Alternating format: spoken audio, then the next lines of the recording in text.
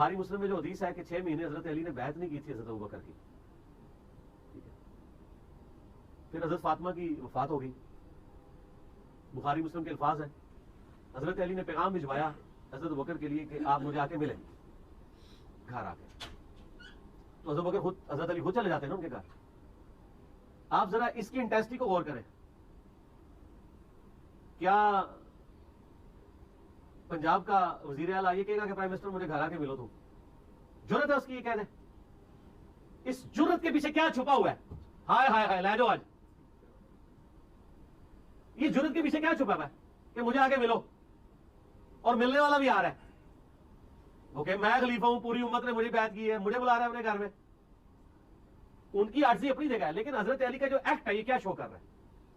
ان کو پتا تھا اہل بیت کا سٹیٹس کیا ہے، وہ بھائی سد سکتے ہیں، انہوں نے کار دین نازل ہوا ہے، ابو بکر نے دین قبول کیتا ہے نا، علی نے تو کار دین آیا ہے۔ اور یہ المستدرک علی صحیحین امام حاکم کی، اس میں میرے پاس جلد نمبر 3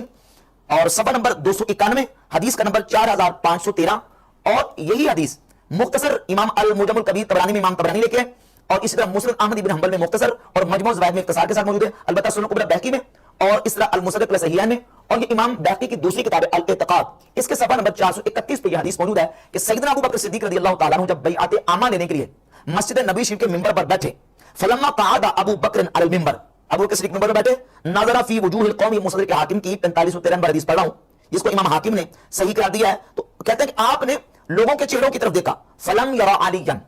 تو دیکھا کہ حضرت علی لوگوں کے اندر موجود نہیں تھے، فسأل عنہ، تو لوگوں سے پوچھا کہ علی کدھر ہیں، فقام ناس من الانصار فاتوا به، انصار میں سے کچھ لوگ اٹھے اور وہ حضرت علی کو جا کے لے کے آئے،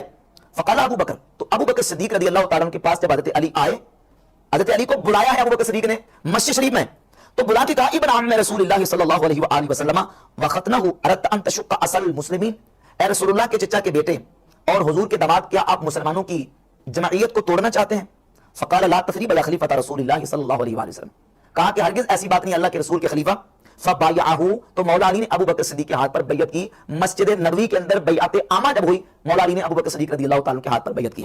ہوتی، جسے کو محدثین نے صحیح کرا دیا، امام بیہقی صحیح کہہ رہے ہیں، اور امام ابن حجر صحیح کہہ رہے ہیں، ابن کثیر صحیح کہہ رہے ہیں، اور امام ابن حبان صحیح کہتے ہیں، اور یہ جو سیدنا ابو سعید خدری رضی اللہ عنہ کی حدیث ہے اس کو امام بیہقی نے بیان کر کے، تو ساتھ امام ابو بکر ابن خزیمہ جو کہ امام مسلم کے بھی استاد ہیں اور امام بخاری کے شاگرد ہیں، اور بعض محدثین کے نزدیک امام بخاری کے استاد بھی ہیں، یعنی امام بخاری رحمۃ اللہ علیہ نے کچھ احادیث امام ابو بکر ابن خزیمہ سے لی بھی ہیں، وہ امام ابو بکر ابن خزیمہ ان کے پاس امام مسلم گئے،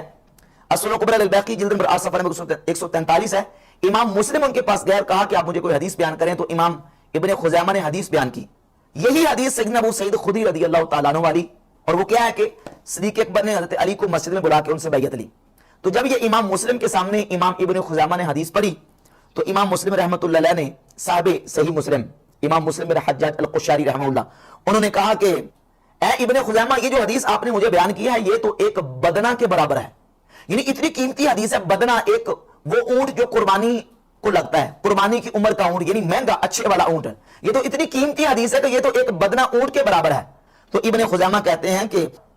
اے مسلم بن حجاج، تم یہ کہتے ہو کہ یہ بدنہ کے برابر ہے، نہیں، یہ بدنہ کے برابر نہیں ہے، یہ تو بدرہ کے برابر ہے، اور بدرہ کہتے ہیں